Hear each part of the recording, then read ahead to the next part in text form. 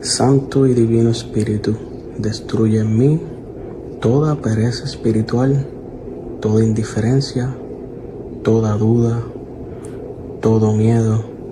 Lléname plenamente de tu luz, de tu sabiduría, de tu paz, de tu gozo, de tu amor, de tu alegría.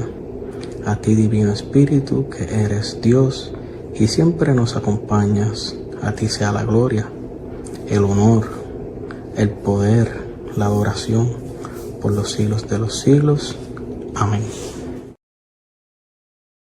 Que estén bien, aquí estamos con el padre Ramón Villamor. Él era párroco de Puerto Rico, estaba en la área de Río Grande y ahora está en Ahora estoy en Tenerife, en las Tenerife. Islas Canarias, España.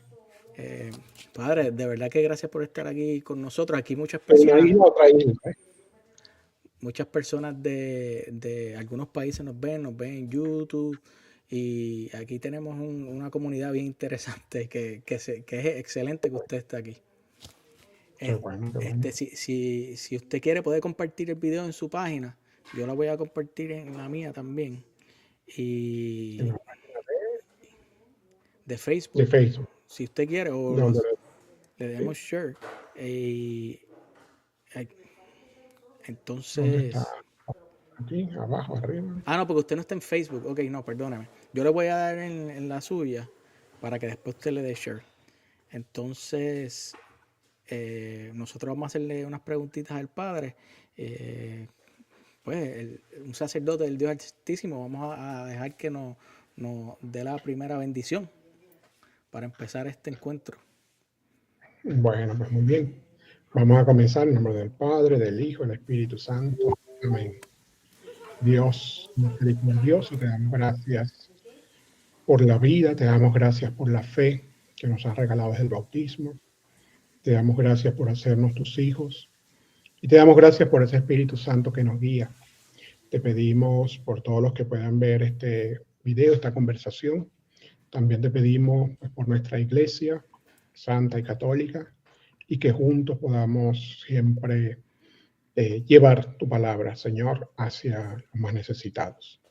Gloria al Padre, al Hijo Al y al Hijo y al Espíritu Espíritu Santo, Santo, como era un como era principio, en el principio, ahora y siempre, por los siglos de los siglos. Amén. en nombre del Padre, del Hijo y del Espíritu Santo. Amén. Mire, padre, yo a veces, pues, a veces yo me dedico a hacer pues apologética y a veces, pues, eh, es un poco fuerte para algunos hermanos, pero yo pienso que en un futuro esto va a seguir trascendiendo y como este video que usted está aquí, que fue el primero que dijo que sí, que jamás yo esperaba que un sacerdote tan temprano No, pues, iba a hablar con nosotros, estoy bien agradecido, bien agradecido. tranquilo. Padre, yo quería hacerle unas preguntitas que les tenía. ¿Cómo era su vida antes de usted ser sacerdote? Ay, eso hace tiempo, ya yo estoy viejo. ¿Cuánto Mira, tiempo? Tony, Sí. de verdad que para mí ha sido una alegría poder estar aquí contigo. Bueno, tengo que decir, tu papá es doctor y tú fuiste doctor alguna vez también allá en Puerto Rico. Fui a consulta contigo. De verdad que pues, tienes un padre que quiero mucho. Así que nada, para mí ha sido una alegría descubrir lo que estás haciendo. Qué bueno, descubrir un poquito o seguir quizás por las redes sociales un poco esa entrada, esa incursión a la iglesia, esa incursión hacia esto de la apologética, ¿verdad? Y de tu compromiso también eclesial, porque también ha dado testimonio de eso en las redes sociales. Así que de verdad eso me alegra muchísimo. No sabes cuánto me alegra, Tony. Gracias, padre, Eh, gracias. no sé si me dijiste que no te llamara doctor. ¿Cómo es? Antonio, Tony. Como Así usted que, quiera. entonces, pues nada, mira, yo creo que, a ver, si te digo cómo era mi vida antes de ser sacerdote, pues tengo que decir que una vida muy normal. Normal, pues así, no muy cerca de la iglesia, tengo que decirlo. Cuando yo crecí en una familia católica, sí, pero no de mucho compromiso. A misa recuerdo haber ido cuando no sé, a lo mejor un bautizo, un matrimonio, alguna invitación de esta. Después, qué sé yo, recuerdo la primera comunión, ¿verdad? Mi colegio donde yo estudié era un colegio, no era católico, no, era un colegio, incluso era un colegio de estos bilingües, era un colegio ítalo-venezolano, ¿no? Entonces quizás por los dueños, ¿verdad? Y los directores del colegio eran italianos, el Colegio La Blanca en Venezuela, en La Carlota, pues allí entonces ellos no solamente nos daban la parte del italiano como idioma o la geografía, la historia italiana, sino que también pues nos daban catecismo. Hicimos el catecismo en el mismo colegio y pues allí hicimos entonces la comunión, la primera comunión, recuerdo que la hice en la parroquia italiana en Caracas, que se llama Nuestra Señora de Pompey, que es la patrona de Italia. Allí hicimos la primera comunión y luego ya después como qué sé yo, quinto grado quizás, nos mudamos de Caracas, nos mudamos hacia La Guaira, y en La Guaira pues comenzamos a vivir en un lugar, en una casa cerca de una parroquia. Entonces, es verdad, cuando nos mudamos no conocíamos a nadie, no teníamos amigos, amiguitos del colegio, los habíamos perdido en Caracas. Entonces, pues nada, unas monjitas que subían y bajaban todos los días frente a la casa, iban de la casa de ellas a la iglesia. Entonces, pues mi mamá un día le pregunta que, bueno, si en la parroquia había algo así para los niños, para los jovencitos, porque, pues eso, nos habíamos recién mudado y no conocíamos a nadie. Sí, en la iglesia hay algo de monaguillos entonces, pues allí, entonces cuando fui para la iglesia, para la parroquia, era la parroquia María Auxiliadora, la llevaba en ese momento un sacerdote, se llamaba Jesús Carranza, español, luego llegó uno que se llamaba el padre Luciano Costalunga, un italiano, además salesiano, muy dado con los jóvenes, y bueno, entonces allí comencé un poquito a ser monaguillo, y dentro de ese ser monaguillo acercarme a la Eucaristía, y verdad que por la misa pues entré al seminario. No fui un muchacho no fue así un niño muy travieso, creo que no, o por lo menos. Sí, travesuras de todo niño y eso, pero no así tan problemático, no le di mucha guerra a mi mamá ni a mi papá. ¿Y a qué edad fue que entró al seminario? Mira, yo tuve 2 entradas al seminario. La primera fue cuando terminé el 6º grado. En Venezuela todavía quedan algunos, pero muy poquitos, creo que 1 o 2. Sin embargo, antes en la iglesia había lo que eran los seminarios menores, que era que cuando uno entraba a la high school, grado 7, puede ser, ¿verdad? Pues entonces uno iba a un seminario, estaba interno en el seminario de lunes a viernes y pues no estudiaba las clases del colegio, de lo que era la escuela, más alguna que otra cosa en el seminario, más la vida comunitaria propia de un seminario. Entré entonces en ese momento al seminario, cuando pasé como a grado 7, a 7º, que allá en Venezuela es primero de bachillerato. Pues mira que eso fue algo, yo nunca me había planteado ser sacerdote, ¿ok? Porque como te digo, no estaba muy cerca de la iglesia. Sí recuerdo que aprendí a rezar, más que por la catequesis que me dieron en el colegio, aprendí a rezar con un misalito, que toda esta yo no sabía que era un misal, ¿verdad? Pero sí con un librito que yo conseguí en mi casa, y le pregunto a mi mamá, le digo, mami, ¿qué es este libro? Me dice, hay unas oraciones que hacía tu abuela. Pues yo comencé con ese librito a rezar. Hoy, o más adelante, cuando yo me doy cuenta qué oraciones era la que yo rezaba en la noche, todas las noches, yo hacía, vamos a decir así, la última parte de la misa. Mis oraciones de la noche era rezar el Cordero de Dios, la paz, el Padre Nuestro, o sea, todo lo que es del Cordero para allá, en la última parte de la misa, esas eran mis oraciones de la noche, fíjate. Y nada, pues allí entonces, con esas oraciones aprendí a rezar, me estuve comunicando con Dios. Y en esa parroquia entonces, en la parroquia de María Auxiliadora, en Las Tunitas, en La Guaira, una vez, bueno, el grupo yo tenía que haber entrado a los monaguillos, y el grupo de los monaguillos lo llevaba un seminarista.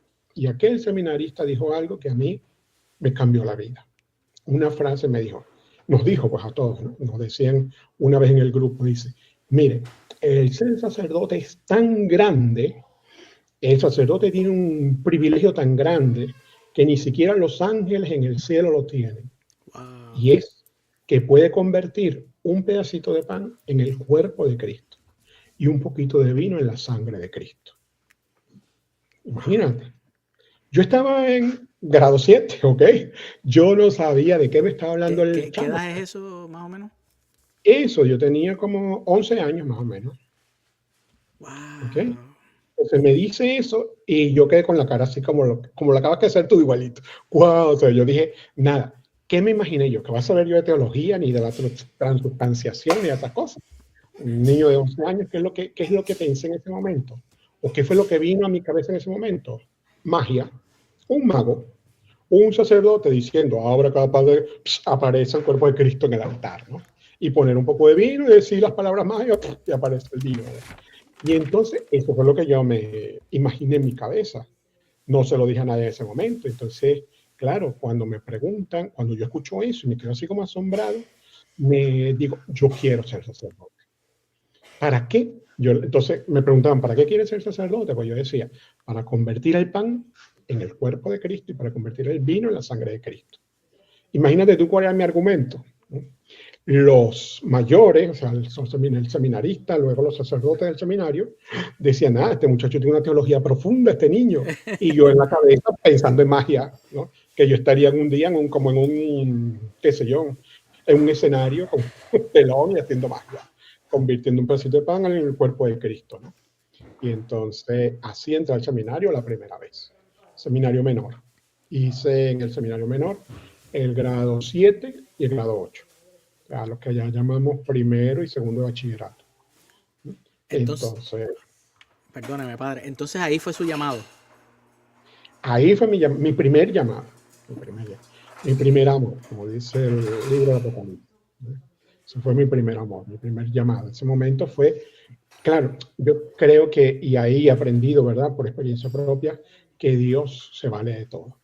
Y que Dios cuando llama, aunque sea al principio del día o al final del día, como lo dice también aquella parábola Jesús, ¿verdad? Dios va llamando a cada quien según su capacidad.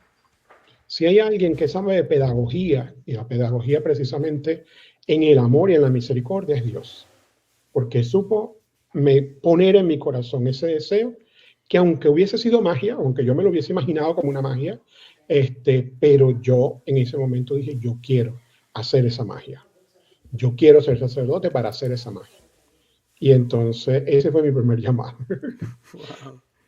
¿Qué quieres que te diga? En el seminario me fue muy bien, de verdad que sí, estuve 2 años, pero bueno, un muchachito de 11, 12 años, al final salí creo que con 12 años, entonces ya dije, no, yo no quiero seguir en el seminario, nosotros estábamos en el seminario y estudiábamos en un colegio público, entonces cuando llegábamos, por ejemplo, los lunes al seminario, íbamos al colegio, entonces nos preguntaban, oye, entre los mismos compañeros, ¿qué hiciste tú el fin de semana? Uno dice, ay, no, fui a la fiesta no sé dónde, no, fui a la semana. ¿Y tú qué hiciste? Y dice, yo fui a mi parroquia.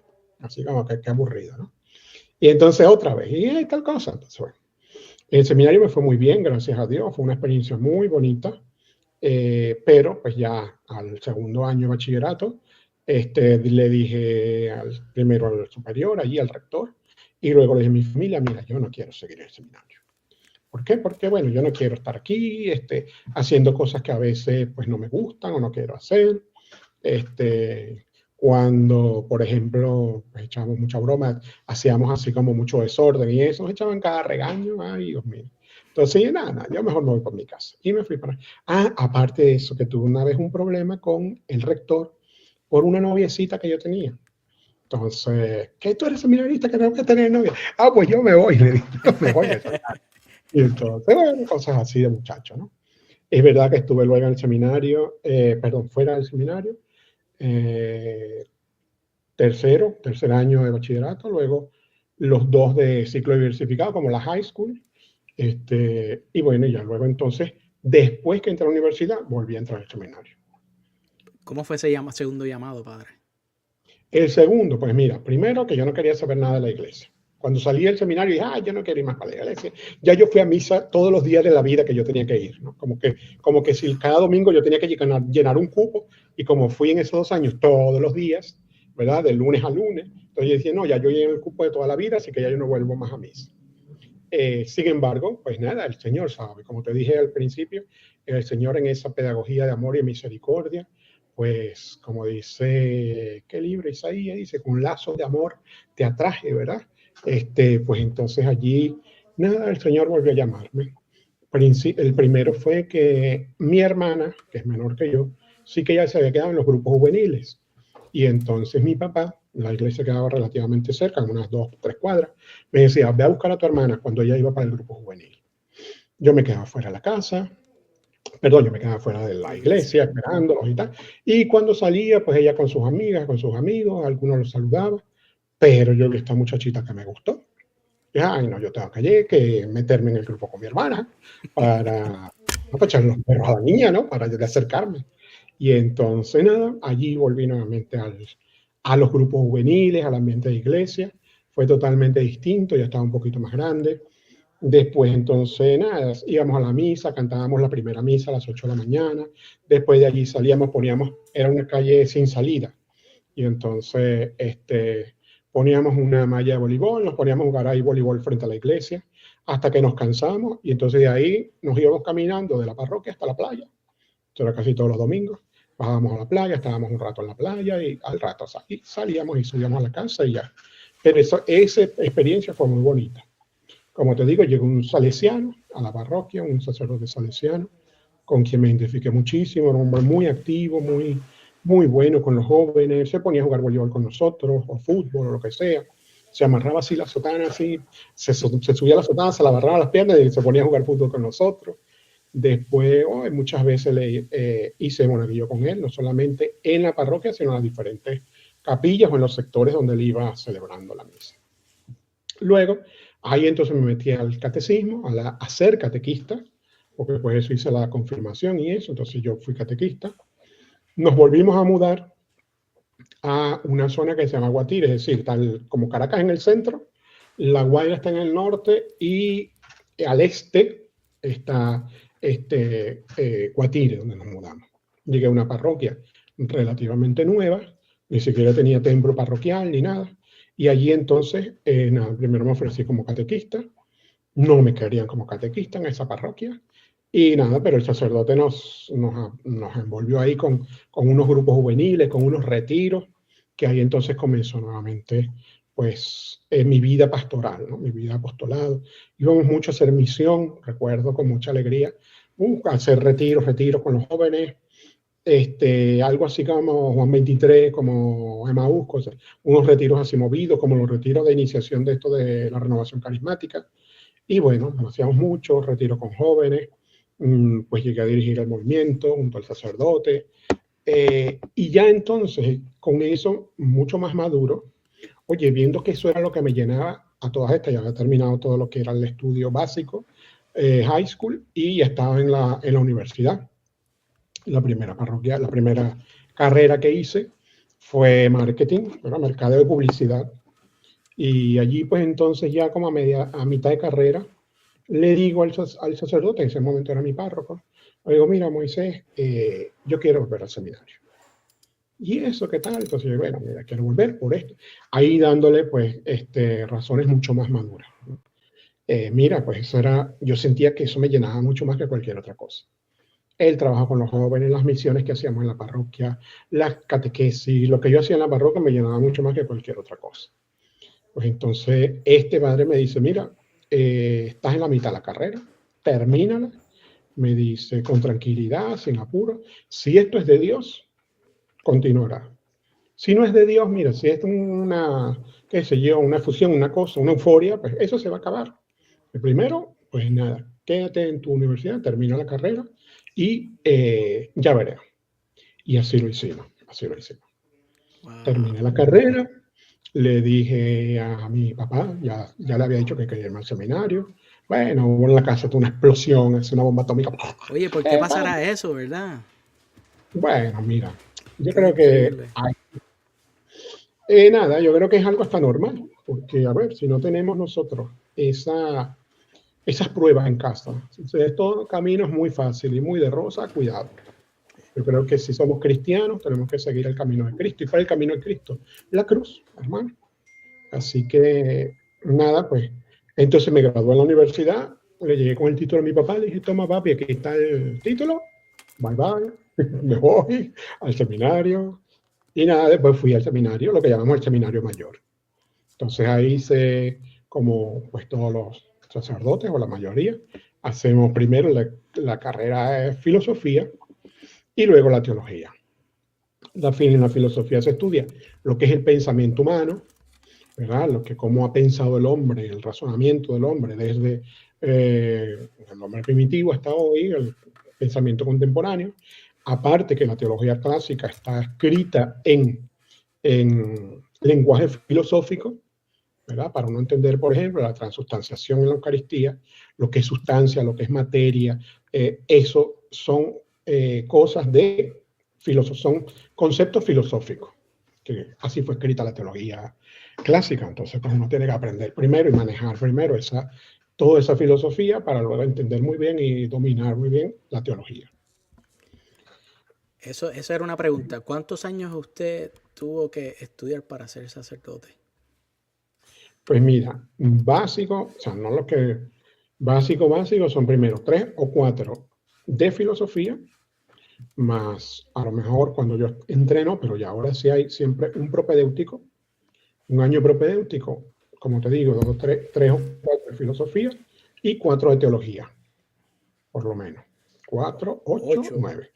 Más que si depende del obispo y de la diócesis, si entre la filosofía y teología, o después o antes, te mandan un año de pastoral, súmale tú otro añito más por ahí. Wow. Y yo he escuchado que a veces estudian, un ejemplo, 8 años y a veces no son elegidos sacerdotes, como que el obispo no te llama. Eso yo lo he escuchado, que a veces como que se... Sí, yo creo que eso es bueno explicarlo, ¿verdad? Porque, a ver, uno dice, yo me siento llamado al sacerdocio, yo me siento llamado por Cristo a, pero quien tiene que confirmar el llamado es la iglesia, ¿verdad? O sea, quien confirma el llamado es la iglesia, o sea, no es mi vocación, porque, claro, o sea, el Espíritu Santo, ¿a quién guía para decir que esa vocación es real o no? A la iglesia. A la iglesia. Entonces, o sea que la usted iglesia puede pasar 8 años estudiando y si el Espíritu Santo a través de la iglesia no... Te dice que no, mi amigo, ¿qué vamos a hacer? ¿Verdad? Muchas gracias por toda la educación y por todos los estudios, pero, a ver, yo creo que también la iglesia va dando pasos con uno. Así como uno va creciendo en la vocación, también la iglesia, como los discípulos de Maús, ¿verdad? Te va acompañando, como ese Cristo que acompañó a los discípulos, hasta el final. Entonces, pues si a lo mejor en un momento determinado, pues no esperan hasta el final, obviamente, para decirles, mira, yo creo que tú no sirves para sacerdote, por esto, es mejor que vayas a tu casa. Que seas un buen laico, que seas un buen esposo y que no vayas a ser un mal sacerdote. ¿Qué pasa? Que cuando eso por eso son tantos años también, para que discernas tú tu vocación, pero también para la iglesia discernir tu propia vocación.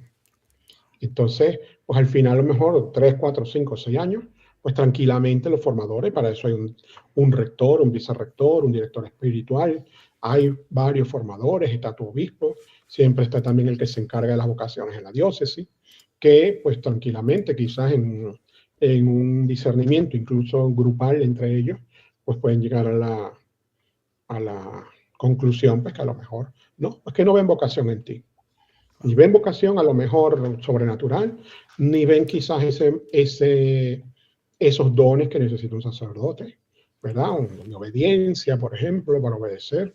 Uno, por ejemplo, de desprendimiento, pues porque hoy estás aquí, mañana allá y luego allá, luego más allá.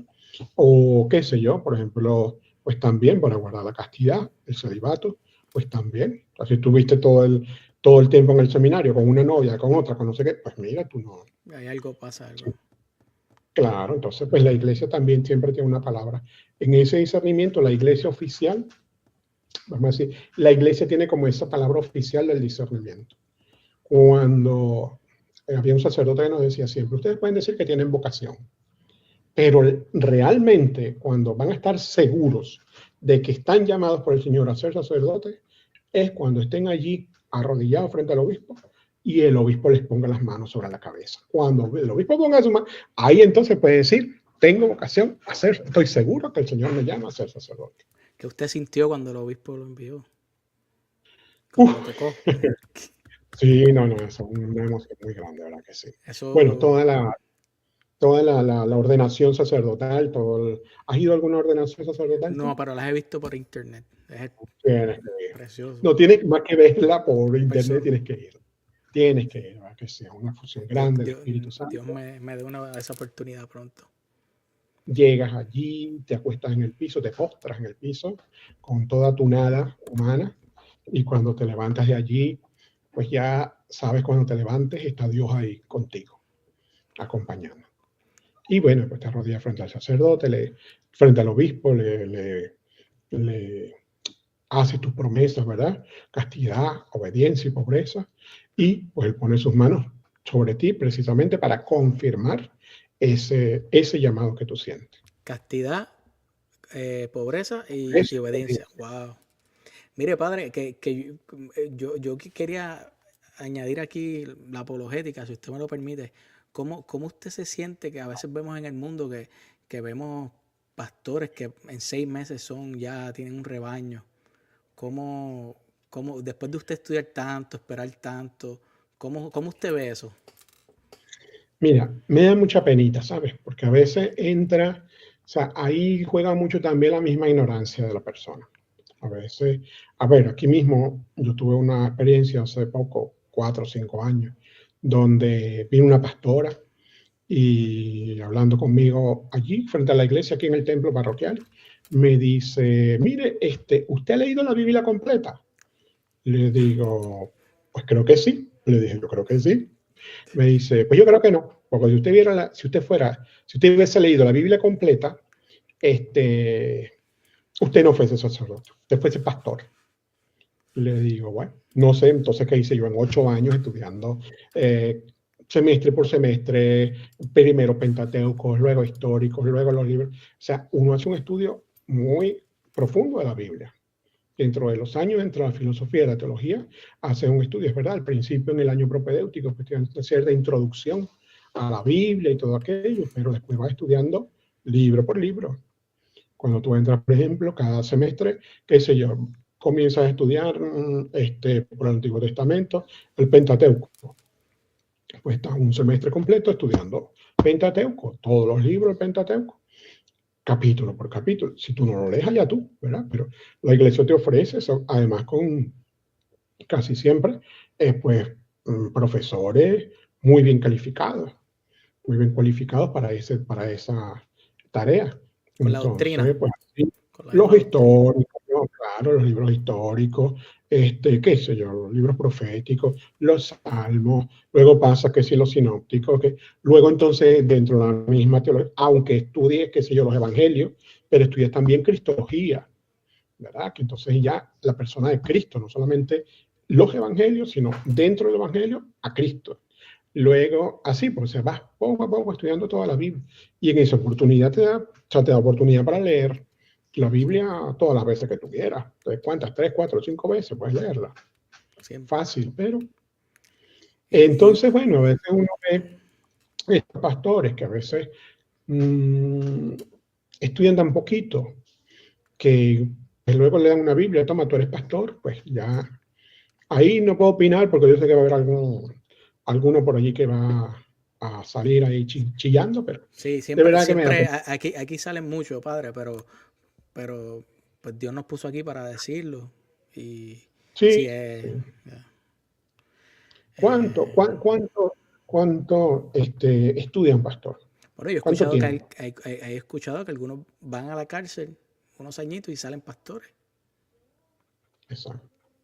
Entonces, bueno, a ver, yo no quiero jugar a nadie, pero de verdad que objetivamente me parece muy, muy escasa la formación de los pastores. Sí, a lo mejor hay alguno que le profundiza más por su cuenta o lo que sea, ojalá. Porque también los he visto por allí que a veces pues predican aceptable. Es verdad, dentro de su doctrina y de su pensamiento, pero pues la predicación es aceptable. aunque a veces hacen cosas que... Además, fíjate que cuando uno ve, por ejemplo, cuando uno va a la misa, ¿qué predica? O sea, ¿qué se lee en la misa? ¿Y qué predico yo en la misa como sacerdote? En la homilía, por ejemplo. En el sermón, como dice la gente. Ajá. ¿Qué predica el sacerdote? Lo que la iglesia en ese momento te está poniendo. O sea, las lecturas que estás leyendo tú en Estados Unidos, en tu parroquia, las estoy leyendo yo aquí en España, las está leyendo el chinito y el africanito y el que está en Sudamérica, el que está en Alaska. Todos estamos leyendo el mismo evangelio. Por lo tanto, el mensaje, variando una cosa a la otra, un estilo el otro, también por las circunstancias, por la gente que tú tengas delante, pero al final es el mismo mensaje de Cristo. Para la unidad. ¿Cómo elabora? Claro, y esta parte de mucha de la unidad de la iglesia. ¿Qué es lo que predica un pastor? O los pastores, por ejemplo, un domingo, o un sábado, lo que guardan los sábados. Yo tuve un mensaje de una muchacha, cada uno lo que ellos quieran. El Espíritu Santo le dije, él dice el día antes, una muchacha. Exacto, cada uno. Yo quiero sobre la prosperidad. Y yo quiero hablar sobre el diezmo, yo quiero hablar sobre no sé qué, yo quiero hablar sobre el otro. Cada uno de lo que... Entonces, ¿qué hace? Fíjate, nosotros de las lecturas de la palabra de Dios, sacamos el sermón. Ellos, desde el tema del sermón, buscan palabras que confirman lo que ellos están diciendo. Es un movimiento muy diferente, es un movimiento contrario. O sea, de la palabra, nosotros, de la palabra, ¿verdad?, brota la enseñanza. Ellos quieren dar un tema como enseñanza y buscan en la palabra diferentes capítulos, versículos que les convengan a ellos, para que refuercen ese tema que ellos están dando. ¿Me explico? Ahí hay una diferencia muy, muy grande. Es bien grande. Este fin de semana yo le envié el evangelio a una muchacha pentecostal y ella le estuvo raro. Me dijo, no, eso no es así, como que todo el mundo lo mismo. Es lo que el pastor diga el día antes. Como el mismo día, el Espíritu le dice y él habla de eso. Y pues en Mateo 28, 19, Dios quiere que haya una enseñanza, que enséñenles todo lo que yo les he enseñado. Y esa es la manera. Claro, además, el mismo Jesús en el Evangelio Juan, que dice que todos sean uno, Padre, como tú y yo somos uno. Esa unidad no es uniformidad. Fíjate, ese es otro tema de eclesiología muy bonito, porque a veces queremos que todos sean iguales. Si hay algo rico en nuestra iglesia, es en la diversidad. Es decir, esa liturgia, esa palabra de Dios, me lleva a mí a la unidad. Pero a lo mejor hay un Juan 23 o un carismático. Cuando escucha la palabra, gloria a Dios, aleluya.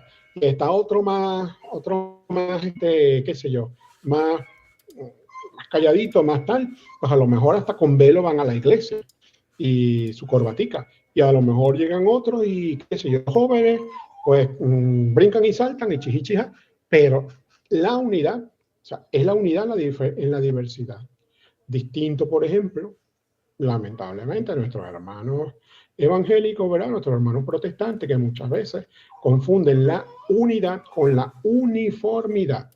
Entonces todos con corbata, todos con la Biblia bajo el brazo, todos con las mismas faldas, todos con los pelos chorreados, como muchas veces digo, ¿verdad? Entonces uno dice, bueno, ¿eso es unidad o es diversidad? Eso más bien es disgregación, eso disgrega. ¿Y qué hace el Espíritu Santo en Pentecostés?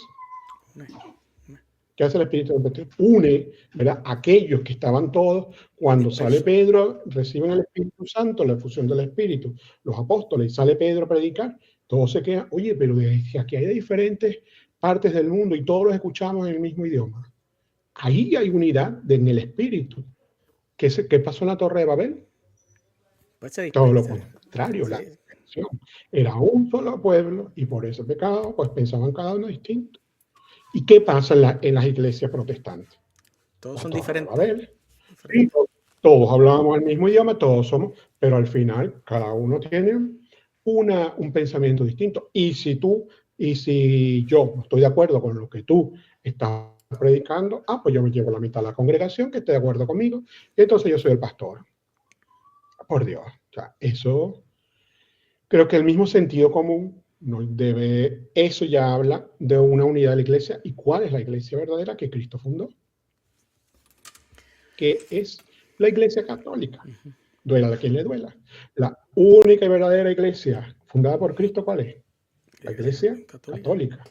Con todos sus errores, con todas sus meteduras de pata, porque el Señor, si hubiese querido una iglesia pura, limpia y casta, yo creo que pues hubiese puesto a los ángeles al frente de eso. Y qué sé yo. Pero no, la puso en hombre. La puso en ese Pedro, que era un cabeza dura y que lo negó. La puso en ese Mateo, que la puso en aquel, en el otro. La puso en ese Juan, que era un muchachito. La puso en todos ellos. En Santiago. Entonces, esa iglesia que Él nos regala, esa iglesia que es su presencia en el mundo, porque esa iglesia tiene la presencia de Cristo en la Eucaristía, al final, pues mira, Jesús mismo, Dios mismo, pone esa iglesia en nuestras manos. Con todas sus fragilidades, es la verdadera iglesia que Cristo fundó en Pedro. Otras iglesias, a lo mejor son fundadas en la doctrina de Cristo. Ahí yo no peleo, ¿verdad? Pero la iglesia, tú puedes tener un pentecostal y tu iglesia la fundó el pastor no sé quién en los evangelios, perfecto. Qué sé yo, inspirados en la vida y en la enseñanza de Cristo. Pero la fundó Cristo. No, la fundó tu pastor con su interpretación. Y es Dios que la fundó. Entonces, la Iglesia Católica, Dios no se equivoca. Claro, o sea, la Iglesia Católica ha sido fundada por Cristo. Las otras iglesias cristianas han sido fundadas en el Evangelio de Cristo o en el mensaje de Cristo, pero no por Cristo. Ahí también hay una diferencia de dirección, ¿verdad? O sea, la Iglesia Católica, Dios está aquí y la Iglesia Católica la funda Él. No es que la gente funda iglesia en lo que Dios dice. Es de arriba para abajo, no de abajo para arriba. Wow, padre, gracias. Mire, padre, yo creo que voy a entrar un poquito de apologética, porque esto está bien interesante como usted habla. Y la gente está escribiendo aquí que después quieran preguntarle unas cositas, si usted lo permite. Pero sí. ¿Dónde yo puedo ver eso? Yo puedo ver eso. No. Si después entrar a mi Facebook de otra parte, sí, pero yo se las puedo leer ya mismito. No, mire, padre, yo llevo como casi voy a 3 años y a mí me llegan muchos hermanitos protestantes a yo darles razones de la fe, a preguntarme por qué María tuvo muchos hijos y todas esas cosas, y que la Eucaristía es un símbolo, todo, eso me llega, me han llegado más de 200 personas. Pues por eso yo sigo estudiando, porque yo pienso que Dios me quiere decir algo, pero yo he visto en estas 200 personas algo raro. Yo he visto que el 100% de estas personas no ha habido un católico que le haya dado razones de la fe. Que yo he sido el primero para esas personas. Yo fui el primer católico que se sentó a decirle, mira, nosotros no somos idólatras porque nosotros no creemos en dioses falsos. La Eucaristía es el cuerpo de Cristo. Esas 200 personas, 100%, no ha habido católicos que le prediquen. ¿Qué usted opina de eso? Sí. Bueno, yo creo que, mira, Dios está suscitando en este momento una iglesia muy interesante en la Iglesia Católica, ¿sabes? Porque está suscitando un movimiento, la misma apologética. Antes, venimos de una historia en la iglesia donde después de una primera predicación, una predicación inicial, vamos a decir así, donde la mayoría del mundo occidental fue católico, ¿ok? Piensa todo lo que fue España, Portugal, todos esos países de donde sale entonces la fe, tanto para América como para Asia, tanto para África, ¿okay? Pues prácticamente el mundo entero era católico, aparte de uno que otro país por allí. El país, aunque fueran grandes, como Estados Unidos, por ejemplo, que siempre fueron bastante, ¿cómo se llama?, protestantes, ¿verdad? Por la misma Inglaterra quien los evangeliza o quien los conquista. Pero también en eso te pones a ver, entonces, de esa cristiandad, vamos a decir así, de esa sociedad de cristiandad, en la que pasa, chicos, está el perro llorando, porque no le hago caso a él. Esa misma cristiandad, ¿verdad? Ese mismo régimen de cristiandad, donde vivíamos, pues ha ido resquebrajando. ¿Por qué? Bueno, quizás nos olvidamos de esa parte de la apologética. quizá nos olvidamos de nuestro ser misionero. ¿A quién vamos a misionarle si ya todo el mundo conoce a Cristo? Si ya casi el 100% de las personas están bautizadas. ¿A quién vamos a enseñarle si todos vienen a hacer la primera comunión y si todos se casan, si todos se confirman? Entonces, al final, pues mira, como que nos dormimos en los laureles y ¿qué pasó? Porque el demonio se aprovechó. Entonces surgen muchas iglesias estas protestantes, como te digo, sin mala fe, la gran mayoría. Algunos que uno le debe decir la mala fe. Vamos a estar claros también. Pero sin mala fe la mayoría. Y con mucha buena intención de muchos de los que están allí, que quieren ser seguidores de Cristo. Lamentablemente el camino donde están no es el mejor. Pero, a ver, entonces ellos van como tomando terreno, o sea, nosotros nos dormimos y nos olvidamos del mandato misionero, vayan por todo el mundo y prediquen y enseñen y bauticen para que se salven. Entonces, pues, ¿qué pasa? Que algunos evangélicos, protestantes, como tú los quieras llamar, pues entonces se aprovechan de ese momento en que tú duermes, como cuando decía, cuando el gato no está, los ratones hacen fiesta. Pues claro, nosotros nos dormimos, pues nosotros hicieron fiesta y comenzaron a predicar. Aparte, vamos a hablar también muy claro con la parte, a lo mejor, de Estados Unidos, detrás de mucha invasión protestante de América, por ejemplo, fue en los años 60, 70, impulsada ¿por quién? Precisamente por el protestantismo de Estados Unidos. Claro, cuando tienes un montón de iglesias que están respaldadas por dólares, pues mira, no así es fácil, ¿no? Predicar, y así fácil llevar, hacer libros, hacer esto, hacer el otro. El gran boom de la iglesia evangélica, por ejemplo, en la música o en la literatura. ¿Por qué? Porque hay dinero detrás de eso, financiando un montón de cosas, ¿verdad? Esos músicos. Yo cuando estuve en Puerto Rico conocí a este muchacho que canta, que es Juan 23. ¿Tú lo llegaste a conocer? No. Un moreno, él de... Nada, un cantante católico. Y me decía, yo lo conocí, fui a hacer una sustitución en Vieques, porque el padre estaba enfermo y tal. Fui 2 fines de semana a Vieques a hacer las misas allá de los domingos y eso. Y conmigo coincidimos que él había hablado antes con el sacerdote para ir esos fines de semana a promocionar un CD de él.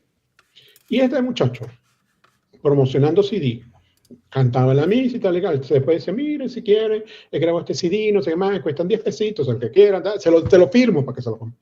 Y entonces, entre una misa y otra, que íbamos, 20, yo te llevo en el carro, lo que sea, nos íbamos a la otra capilla, y decía, padre, yo aquí tengo que estar vendiendo de CD en CD, pero usted no sabe la cantidad de dinero que me han ofrecido los protestantes, los evangélicos.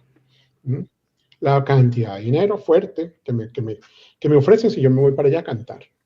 Sin embargo, prefiero aquí estar rajuñando de 10 en 10, de CD en CD, 10 en 10, que estar allá porque sé que no es la iglesia auténtica.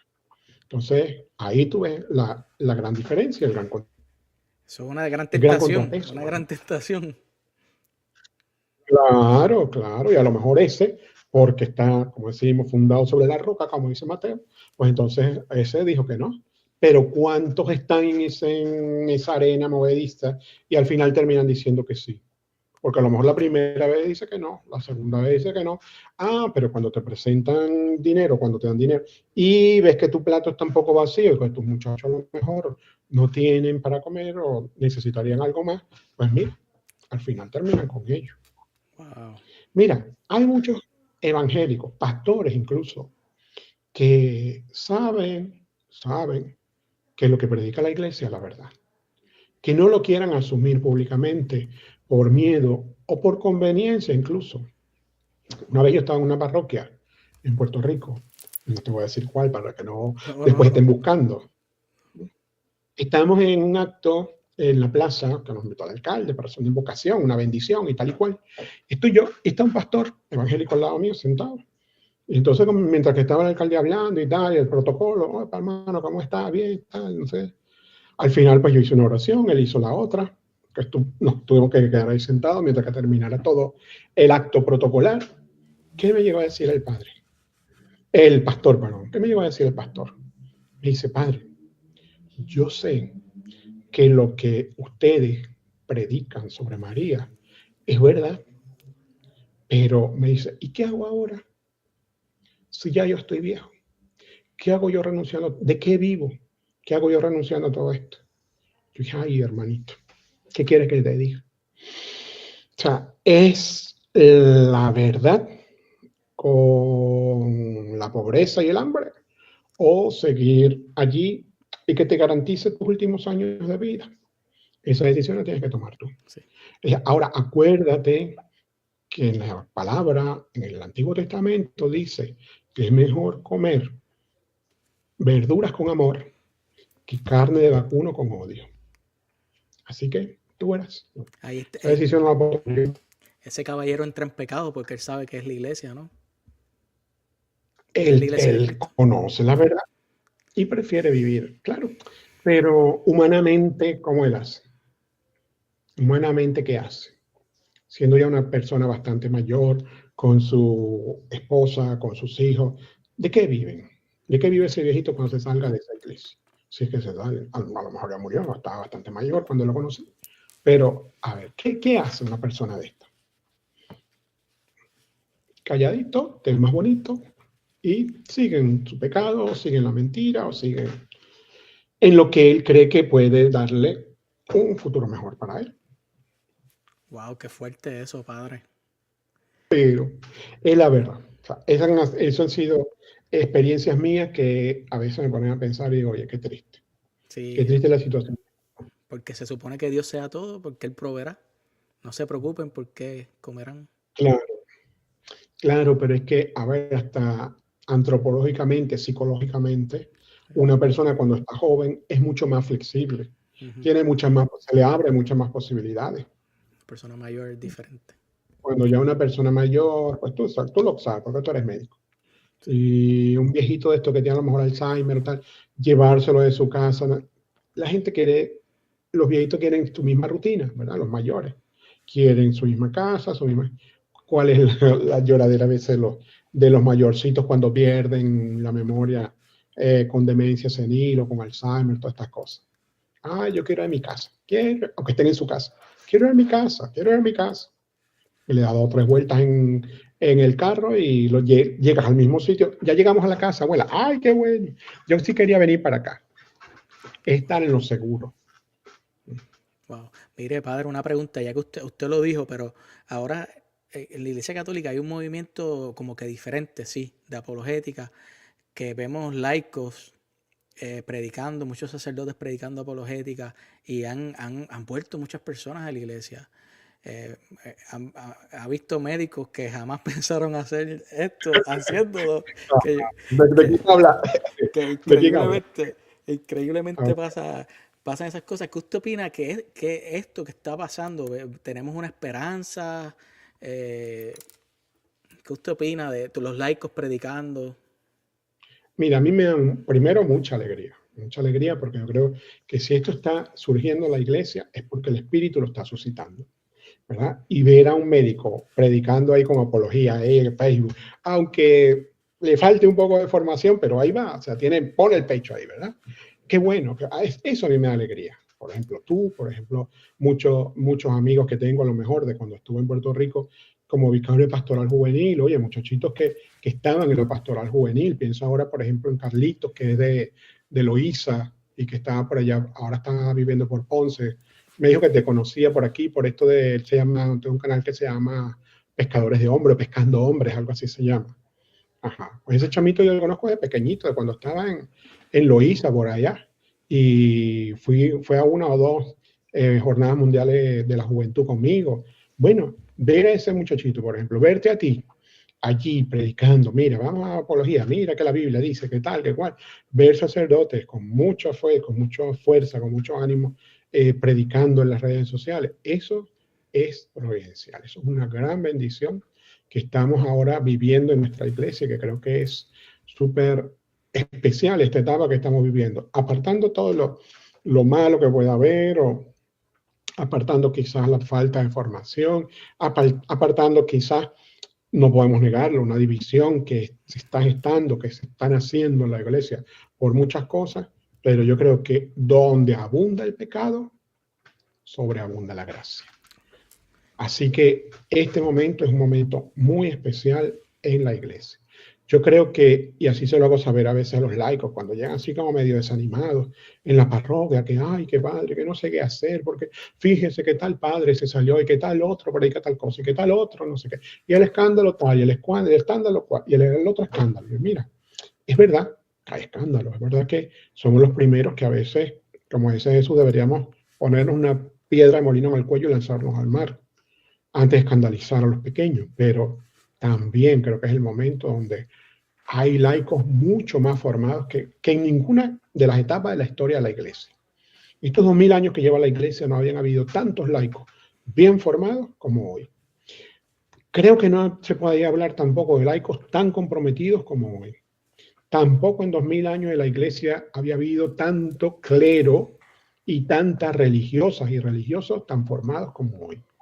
Porque igual que ves a los laicos, a los sacerdotes con apología, o sin apología, aunque no predican, yo de la apología poco, ¿verdad? Pero de la predicación creo que sí. Pero, a ver, es que tú ves a las monjitas que también a veces dan unas clases que uno dice, qué bueno que hoy las monjitas no son las que están solamente cocinando y con los niños en el colegio y con los enfermos bañándolos, sino que están allí también formándose en teología, formándose en apologética, formándose en doctrina para dar razones de la fe y de la esperanza. Creo que estamos en un momento muy bonito y muy especial de nuestra iglesia. De verdad que sí. Mire, padre, mis amigos, yo tengo a Elías, que él es retirista, lleva a las personas allá y hemos visto conversiones increíbles. Dios ha logrado hacer esas cosas. También personas que han vuelto a la iglesia con esta apologética ha sido increíble. Y hay otra cosa que quizás ellos no se conviertan, pero por lo menos se le da razones de la fe y ya ven diferente a los católicos. Yo tengo muchas amistades que son protestantes y dicen, Dios mío, pero yo nunca había escuchado esto. Y ya esa percepción, ejemplo, una percepción mala contra los sacerdotes, una percepción mala contra los católicos, que idolatría y todas esas cosas, que quizás ellos no se han convertido o nada, pero yo sé que esa semilla está ahí, algún día Dios la va a hacer crecer, saben de la confesión, y es como yo he visto esas obras de misericordia a través de estos 2 años y algo, y yo espero seguir toda mi vida así de viejito, seguir por aquí, si Dios lo permite, para yo seguir formándome, estudiando, pero yo sí he visto que ha cambiado a veces la percepción de los católicos cuando uno les enseña las cositas. Sí, yo creo que sí, porque aparte de eso, yo creo que muchos de estos protestantes, estos hermanos que están en otras iglesias, lamentablemente no han tenido contacto con el verdadero católico y con la verdadera iglesia. Se han quedado solamente con el demonio que le pintan los pastores, ¿no? Porque la iglesia católica es la ramera y es esto y el otro. Y está el diablo, claro. ¿Está el diablo para qué? Para que no entren, para que no se den cuenta de lo que realmente hay, para que descubran la gran riqueza que hay en la iglesia.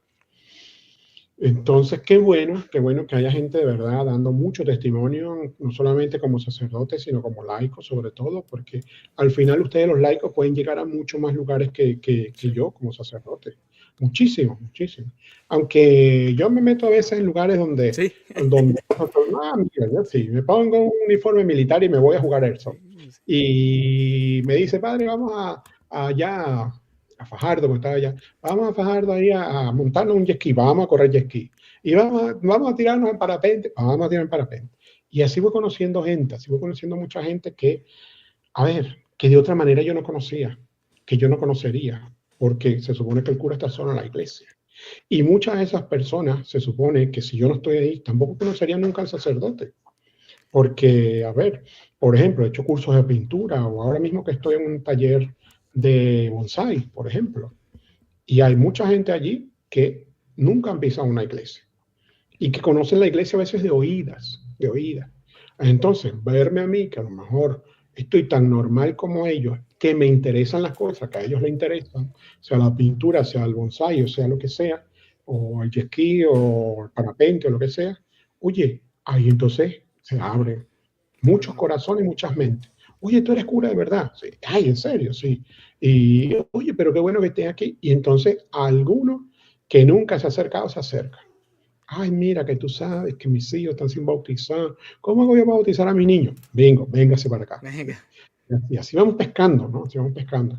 Claro, yo te digo, esos lugares, esos ambientes donde quizás yo puedo con cautela entrar, pero ustedes como laicos pueden entrar a cualquier sitio. Eso es lo que yo digo, un ejemplo. Usted quizás no entre a un hospital, así, bueno, usted entra en un hospital, pero a conversar con enfermeros, doctores, de la manera que quizás yo puedo. Yo siempre, por eso yo me motivo tanto, porque yo pienso que ustedes no pueden solos. No pueden Claro, claro. Mira, un equipo de fútbol, porque estoy aquí en Europa o allá, un equipo de béisbol no lo conforma una sola persona. ¿Verdad que no? Tienen que haber muchas personas jugando, remando, corriendo, pateando o bateando para la misma dirección. Si no, esto no camina. Aunque el Espíritu Santo nos ha prometido que estará con nosotros hasta el fin del mundo, sí, pero oye, pongámoselo un poquito más fácil al Espíritu, ¿no? Tampoco es que vayamos, ¿cómo se llama?, jugando en contra del Espíritu Santo. Así que, de verdad, mientras más personas haya, mientras más laicos, bien comprometidos, bien convencidos de lo que son, estén en esta tarea, en esta labor evangelizadora, pues claro, muchísimo mejor. Sí. Mire, padre, que yo sé que tampoco le quiero quitar mucho tiempo porque usted está lejos, pero voy a empezar a hacerle unas preguntitas aquí. Ahí, José Elías. Ya a esta hora debería estar durmiendo, así que no te preocupes. Vas a hacer las preguntas que quieras. José Elías aquí pregunta, padre, una pregunta, y eso era mi pregunta. Él dice aquí, pregunta, ¿hay salvación fuera de la Eucaristía? Yo tenía una pregunta aquí que quería que le hablara de la Eucaristía. Aquí hay muchos hermanos separados y que también quería que usted hablara de la Eucaristía y la pregunta de Elías que si fuera de la Eucaristía, que si la Eucaristía hay salvación. Sí. Mira, la teología clásica predica que que fuera de la iglesia no hay salvación. Y podemos decir, llevado por esa misma afirmación, que fuera de la Eucaristía no hay salvación. ¿Por qué? Porque Cristo ha dicho una cosa: yo soy el camino, la verdad y la vida. O sea, el camino para el reino de los cielos es Cristo. ¿Y dónde está Cristo en este momento más presente, más real en el mundo? En la Eucaristía. Este es mi cuerpo y esta es mi sangre. Eso uno dice, esto les va a recordar mi cuerpo, les va a recordar mi sangre. Esto se va a parecer a mi cuerpo o esto va a simbolizar mi cuerpo. No, esto es mi cuerpo y esta es mi sangre. Ese pan y ese vino, que después de la palabra que dijo el mismo Jesús, la repite el sacerdote, como te escribí ayer por ahí, ¿verdad? Porque el sacerdote, como dice también la teología clásica, es ipse Christus, alter Christus. Es decir, es el mismo Cristo, otro Cristo y el mismo Cristo, que es el que dice, o sea, yo cuando estoy en el altar y digo, esto es mi cuerpo, no es el cuerpo de Ramón o del padre Ramón, es Cristo que está ahí hablando, este es mi cuerpo. Cuando yo estoy en el confesionario y digo, yo te perdono los pecados en el nombre del Padre y del Hijo y del Espíritu Santo. Yo no tengo poder para perdonar pecados por mi propia naturaleza humana. ¿Quién te está hablando en ese momento? Cristo. O sea, dice, yo te absuelvo de tus pecados, pero yo no. Cristo te está perdonando los pecados. Entonces, si podemos tener salvación fuera de ese comer mi cuerpo y comer mi sangre, ¿qué dice Jesús en ese hermosísimo capítulo 6 de San Juan? El que no come mi cuerpo y no bebe mi sangre, no tiene vida eterna. Y eso es algo que debería dolernos en el corazón durísimo. Porque hay mucha gente que no come ese cuerpo y no come esa sangre. Que lo rechaza incluso, que rechaza ese cuerpo y esa sangre como verdadero cuerpo y como verdadera sangre de Cristo. Entonces, esto nos debe incluso llevar a predicar, como decía San Pablo, a tiempo y a destiempo, a desgastarnos en la tarea evangelizadora. ¿Por qué? Por amor a esos hermanos. Para que esos hermanos se den cuenta que allí está Cristo y que vengan, que vuelvan a casa. Que sea como el hijo pródigo y que vuelvan al Padre. Que deberíamos estar todos los días con los brazos abiertos como el padre del hijo pródigo allá esperando. El papá del hijo pródigo, mira si hay algo bonito en esa parábola. Que el padre no se... bueno, ya que él se fue, bueno, vamos a ver cuándo vuelve. Con la esperanza de volver, pero que él se puso a hacer otras cosas. No. Aquel hombre, estoy seguro que todos los días salía a la puerta de su casa a ver aquel camino hasta allá, hasta donde le daba la vista, a esperar a que su hijo llegara. Y tal fue así que un día cuando el hijo venía por allá, o sea, el hijo ni siquiera tuvo que llegar a la casa. El padre no lo dejó.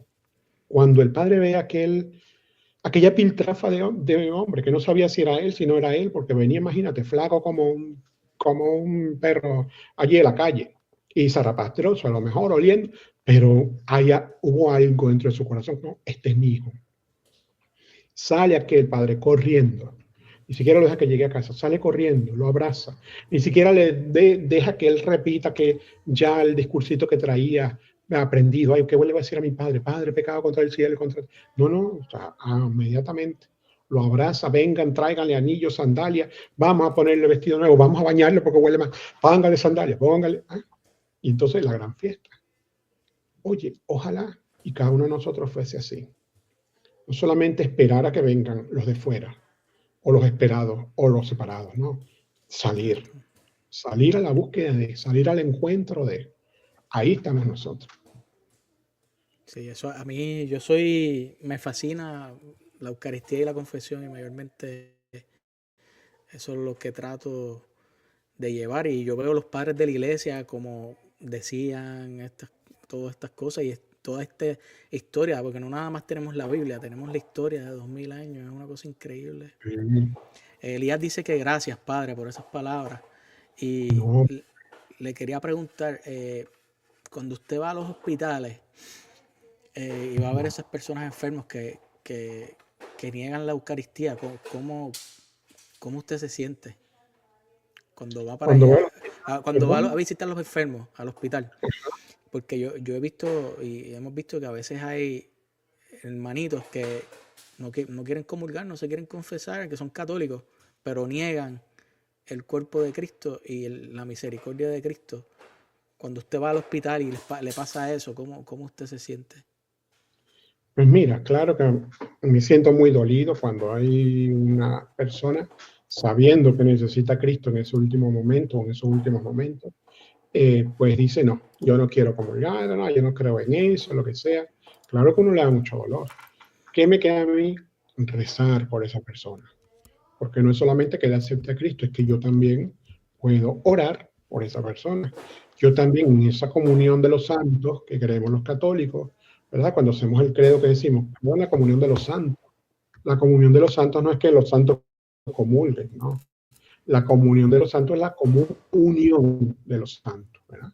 Esa unión entre todos los santos, entre todos los católicos, entre todos los bautizados, como decía la teología vieja, entre la iglesia peregrinante, la iglesia purgante y la iglesia triunfante. Esa comunión entre los católicos.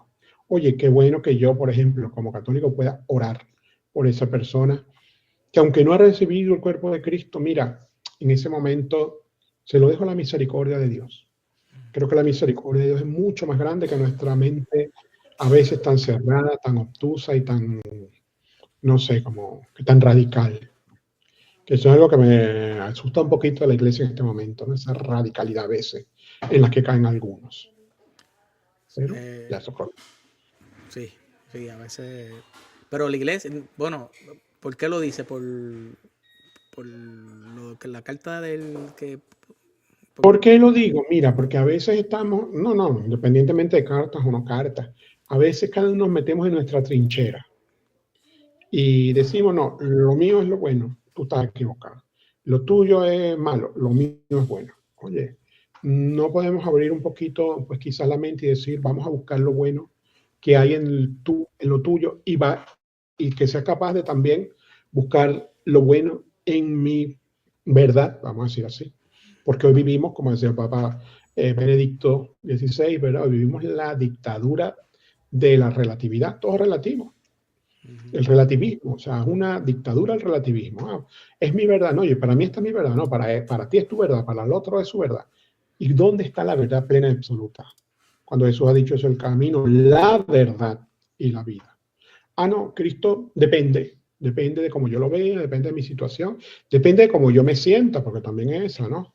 Bueno, si me hace sentir bien, si sentí el frito o el calorcito, ahí está Cristo. A veces me da risa dentro de la iglesia católica, me imagino que muchas iglesias protestantes también. Vamos a un retiro, un encuentro, qué sé yo, lloré. Ay, sí, mira, todo el mundo lloró. Eso es signo que ahí estaba Dios y que todo el mundo, cuidado. porque a veces los mismos sentimientos nos pueden jugar muy malas pasadas. Entonces, no todo sentimentalismo es igual a que Dios está allí. Cuidado, porque hay grandes santos que han tenido años de sequedad espiritual, de desierto espiritual, como decía Santa Teresa de Jesús. Años, en una sequedad donde ni siquiera sentían el más mínimo alivio cuando hacían oración. Sin embargo, ante esa sequedad de tantos años, ¿qué fue lo que realmente los hizo quedarse allí? La fidelidad. La fidelidad de saberse que ahí, aunque ellos no lo sintieran en ese momento, Dios estaba allí con ellos. Que Dios estaba en esa misma Eucaristía, aunque ellos no sintieran la gloria cuando comulgaran. Aunque ellos no sintieran ganas ni de alabar, ni de adorar, ni de nada de esas cosas. Pero yo creo que esas cositas hay que verlas muy bien, porque a veces creo que nos hemos quedado en el relativismo, en el sentimentalismo. Hay que ser radicales, sí. Hay una sola verdad, sí. Pero como yo muchas veces digo en las parroquias donde he estado, la verdad tiene que ser con caridad. Sí, y con claridad. Si la verdad si en la verdad no hay claridad y caridad, pues mira, no es verdad. Porque al final puede ser una verdad, sí, pero expuesta como con orgullo, con soberbia, para que tú te des cuenta que yo sé más que tú. Para que tú te des cuenta que yo estoy en la verdad y tú estás en la mentira. Eso, hay caridad muy poca. Sí, yo a veces veo eso. Yo siempre los trato con amor a mis hermanos cuando hablo con ellos, que le doy mi tiempo. Pero a veces yo veo de nuestros hermanos católicos que son bien fuertes. Y son bien fuertes. Pero pues, hay que seguir orando. Padre, aquí tengo 2 preguntitas. ¿Qué pasa con una persona que se enferma de momento, que es creyente pero no practicante y su vida depende de un hilo? ¿Dios puede perdonar sus pecados e irse en paz? Claro. Si esa persona en ese momento se arrepiente, a ver, Dios no le va a negar el arrepentimiento a nadie. Es más, Jesús dice, al que mucho se le dio, mucho se le exigirá. Lo que quiere decir que al que poco se le da, poco se le exige. Igual, aquellos que estaban en la viña trabajando, ¿no? Y que unos comenzaron al principio y otro al final. El Señor le pagó a todos el mismo denario, que es la salvación. A lo mejor yo que te he comentado, que he estado desde niño allí en la iglesia, en ese seminario menor, lo que sea, me va a pagar con la misma salvación que a lo mejor aquel que se está muriendo hoy, que ha sido un desgraciado toda su vida y que en este momento está agonizando y se está arrepintiendo de sus pecados. ¿Y si no habló porque está inconsciente? ¿Le pasó algo de repente? Ok, pero ese arrepentimiento tiene que expresarse. Si se puede frente a un sacerdote con la confesión, sí, pero si no, exacto, si no hay capacidad de hablar, si no hay capacidad de expresarlo, pero en el corazón hay un real discernimiento, arrepentimiento, un real arrepentimiento. Dios no va a perdonar ese corazón contrito y humillado. Tú no lo desprecias. Así lo decimos en el Salmo, ¿verdad? Así dice el Salmo. Un corazón contrito y humillado tú no lo desprecias, Señor. Igualmente, o sea, un corazón que aunque no tenga la capacidad de expresar verbalmente el arrepentimiento, pero está realmente arrepentido, yo creo que Dios lo perdonará. Y como médico, pues creo que sabes muy bien, más que yo, por supuesto, oye, la diferencia entre lo que es la muerte cerebral y la muerte, por ejemplo, cardíaca, ¿verdad? La muerte cerebral tarda un poco más. ¿Tú qué sabes si tú dices, esta persona murió tal día, tal hora? Así como dicen en la serie esta de New Amsterdam y de ¿cómo es? Book Doctor, que dice, hora de la muerte, 16:30. Pero a lo mejor el cerebro sigue allí. Ese oxígeno, esa sangre no dejaba de llegar al cerebro. Y en ese segundo o en esos 2 o 3 segundos que faltan para morir, para realmente declararse la muerte cerebral de esa persona, si esa persona se arrepiente. Y se encontró con Dios, ¿verdad? Claro. Y quizás se dio cuenta de su ignorancia, no lo sabía. Claro. Ahí yo pienso que Dios, ahí es donde yo me callo y dejo el espacio a la misericordia de Dios. Y no puedo hacer otra cosa. Y puedo decirle a las personas, bueno, al pedir al Señor que la perdone. Señor, perdona y llévala al cielo. ¿Qué más me corresponde a mí? ¿Condenarlo? No. Padre, aquí hay otra pregunta. Padre, otra pregunta. ¿Qué pasa con una persona que muere y esa persona muere sin bautizarse? Adulto o niño. Yo creo que hay que hacer ahí varias diferenciaciones. Primero, muere sin bautizarse porque no le llegó la oportunidad de bautizarse, porque siendo niño, por ejemplo, sus padres, a lo mejor inconscientes, pues no tuvieron el deseo de bautizarlo. Para ese niño a lo mejor hay un cielo, hay una salvación, sí, porque aunque murió sin bautizo, pero no fue culpa de él, ni estaba el consciente de la fe. Sin embargo, la persona, por ejemplo, que, vamos a hacer otro ejemplo, de otro caso, la persona que deseando bautizarse o deseando bautizar a aquel niño, pero muere antes que llegue el bautismo, allí la iglesia habla del bautismo de deseo. Tú realmente, o sea, para la iglesia hay 3 bautismos. El bautismo de deseo, el bautismo de sangre y el bautismo de agua. El bautismo de agua es el que conocemos todos. Con el agüita yo te bautizo en el nombre del Padre, del Hijo y del Espíritu Santo, o en el caso de los protestantes por inmersión. Yo te bautizo en el nombre del Padre, del Hijo y del Espíritu Santo. Amén. Ajá. Está el bautismo de sangre. ¿Cuál es el bautismo de sangre? ¿Sabes? ¿Cuál es el bautismo de sangre? El de sangre. Ahora mismo el martirio.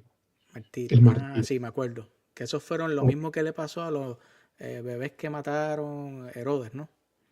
Exacto, el Día de los Inocentes que celebramos.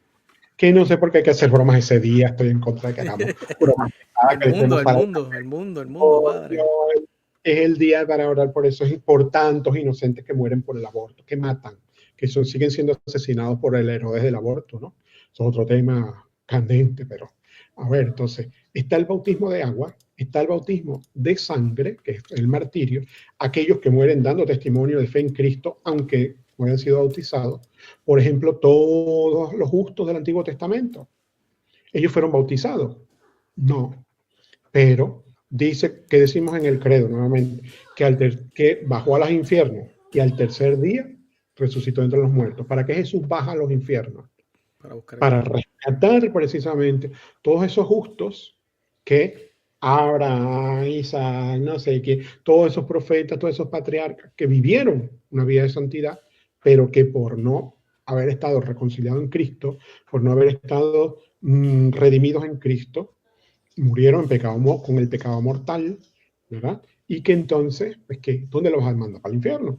A lo mejor, por eso descendió a los infiernos, pues los rescata de las garras de la muerte y los lleva con él al cielo. Entonces, está el bautismo de agua, está el bautismo de sangre, está el bautismo de deseo. Que yo, siendo adulto, quería bautizarme. Oye, llevo un año en clase de bautizo y me morí. El día antes de bautizarme, fui a comprarme los zapatos nuevos para el bautismo, me morí. O la mamá que está preparando las cosas para su niño y que ni siquiera puede estar preparando, que a lo mejor parió y el niño se le murió, pero que ella, en su conciencia, en su interior, si el niño hubiese estado vivo, lo hubiese bautizado, pues sí, ahí está el bautismo de deseo. Padre, y estos niños de nuestros hermanos, que, un ejemplo, que ellos no bautizan niños y se muere ese niño sin bautizar, porque ellos no creen en bautizar niños, ¿qué sucede ahí? ¿De quién es el pecado? De los padres. De los padres. ¿Quién se condena allí? Okay. Padres, no, o sea, los niños no creen. Es más, muchos niños ni siquiera quieren participar de esa fe tan fuerte, tan prohibitiva como muchos protestantes. Uh-huh. Yo tengo un primito, no sé si decirlo porque... Dígalo, padre, dígalo. Yo tengo un primito pequeño que él es hijo, bueno, de un primo, una prima que se casaron. Ok, ellos tuvieron un niño, ellos son de estos adventistas. Así que no comen carne, que no celebran el cumpleaños, no, todo es el diablo. El televisor es el diablo, esto es el diablo, para la playa es el diablo, todo es el diablo. Ah, pero entonces el niñito le imponían esas cosas. El niñito no podía comer, qué sé yo, chuchería, porque no podía, chocolate. El niño no puede comer chocolate ni caramelo porque esto es del diablo. el niño no podía ir a una fiesta de cumpleaños de sus amiguitos porque eso es del diablo. El niño no puede ir a la playa con sus amiguitos porque eso es del diablo. Un día me acuerdo que el niño lo había invitado a un cumpleaños en un amiguito. Que tú no puedes ir al cumpleaños porque eso es del diablo, eso es mundano, le dije. Y aquel niñito llorando le dijo, cuando yo sea grande yo quiero ser mundano. Pobre niño, chica. A veces iban a visitarme a la casa parroquial y yo, ven acá, y le daba un chocolate, una cosa por ahí escondida. Toma, cómetelo sin que tu mamá lo sepa. Y le daba algo, un caramelito, un chocolate, un chicle, lo que sea.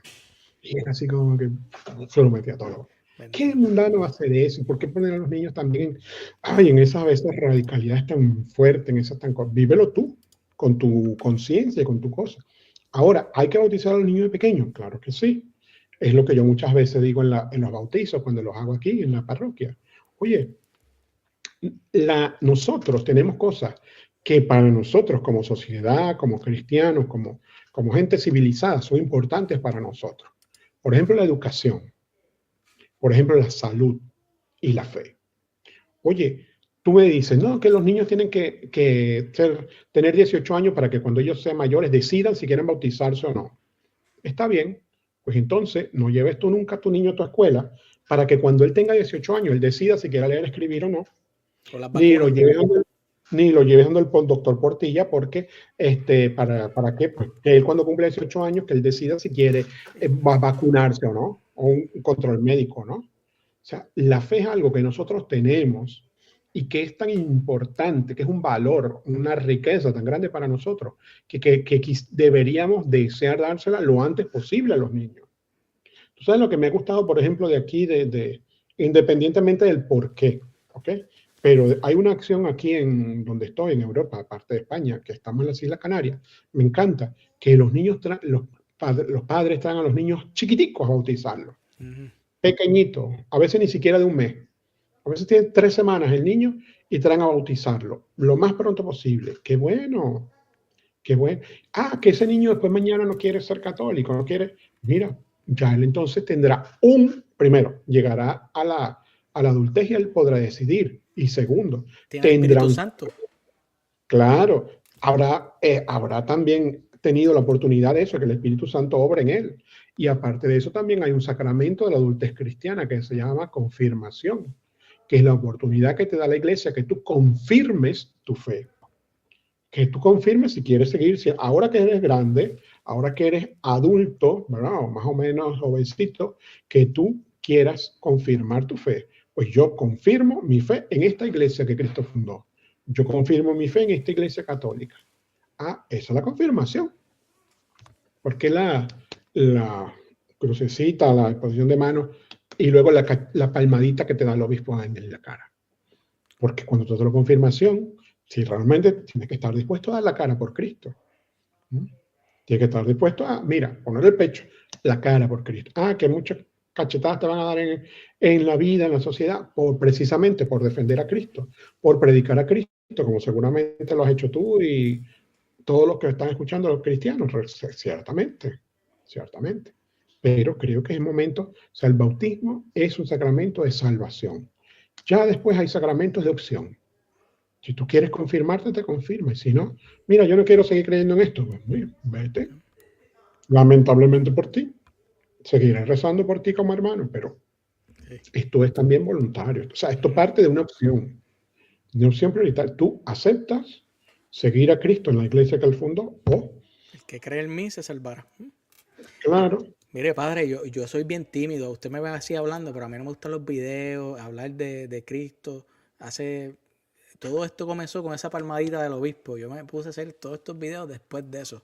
Porque yo no, pues, me selló este no soy yo, esto es Cristo que lo hace, porque yo soy tímido.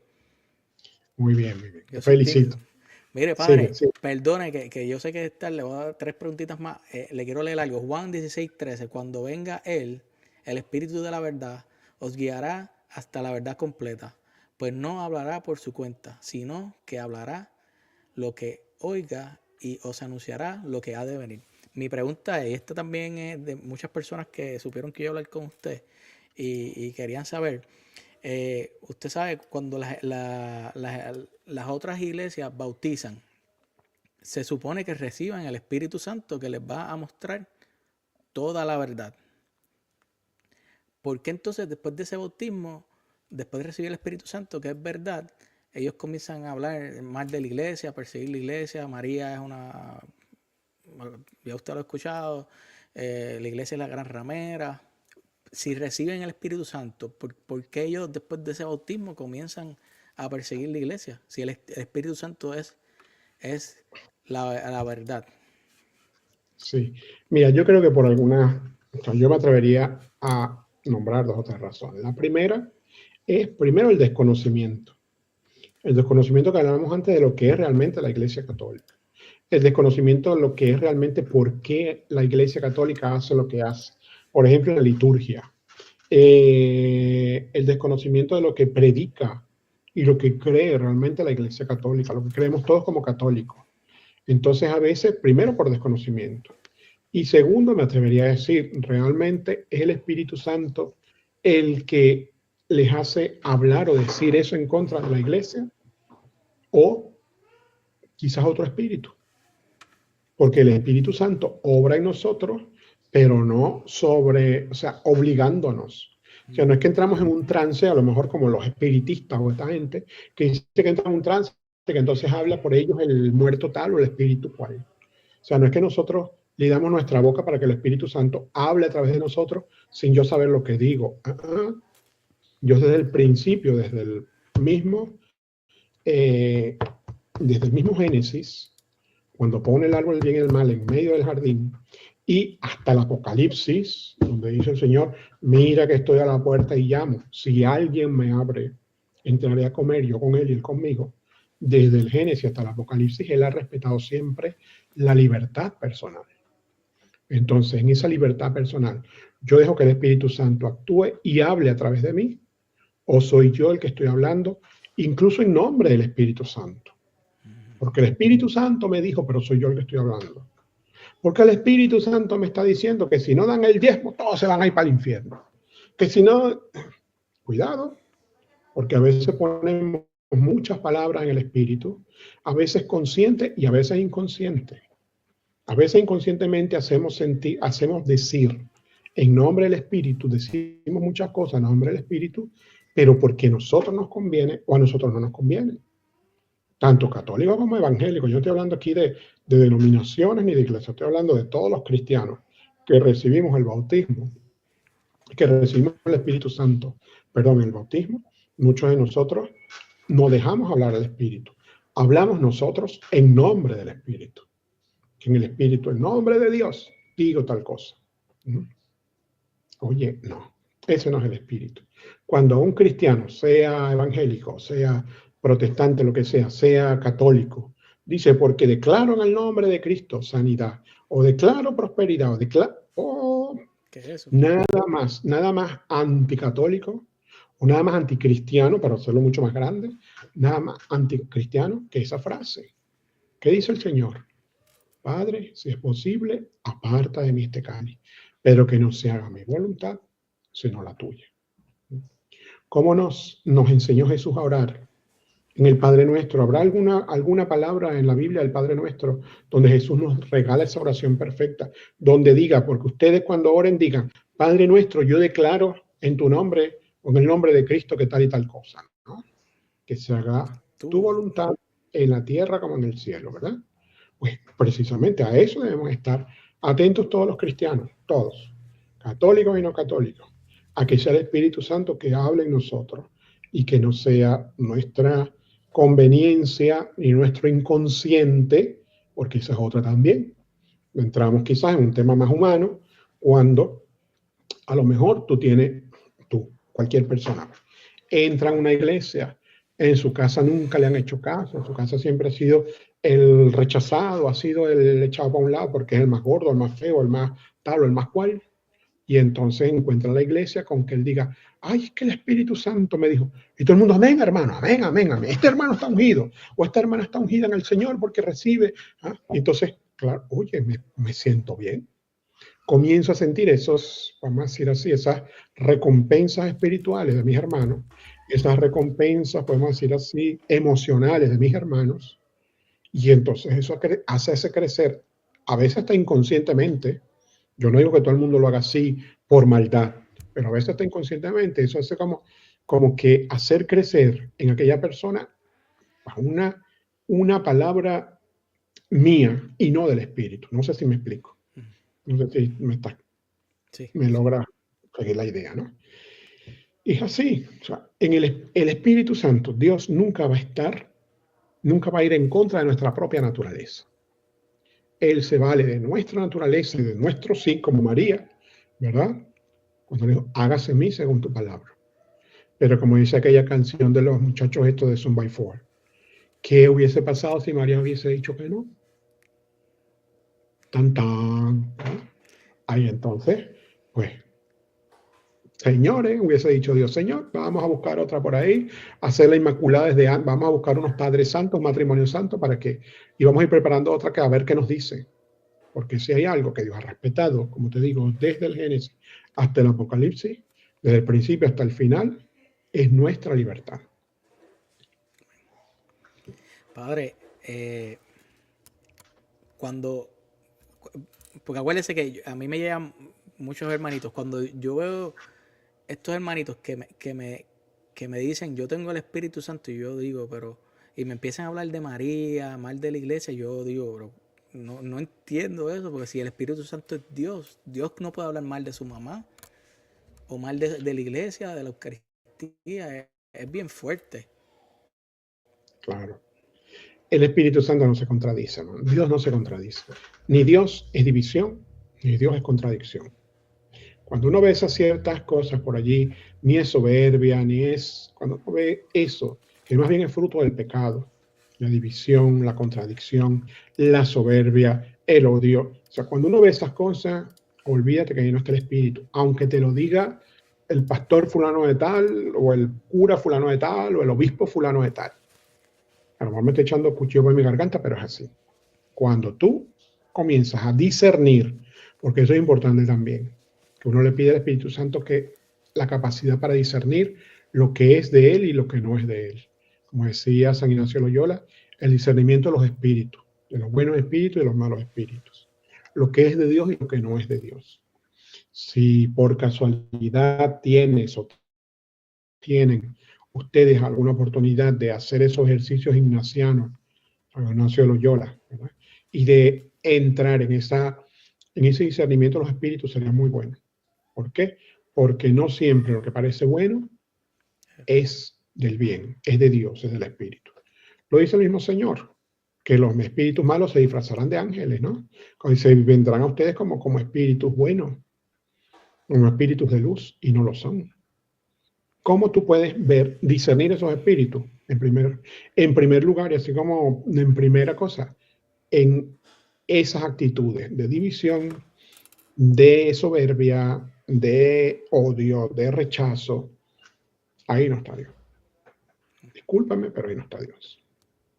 Sí, y eso lo dice en la Biblia. Yo creo que es primera carta de Juan, capítulo 4, que dice, el que a ustedes, el que nos escucha a nosotros tiene el espíritu, y el que no nos escucha tiene el espíritu del error.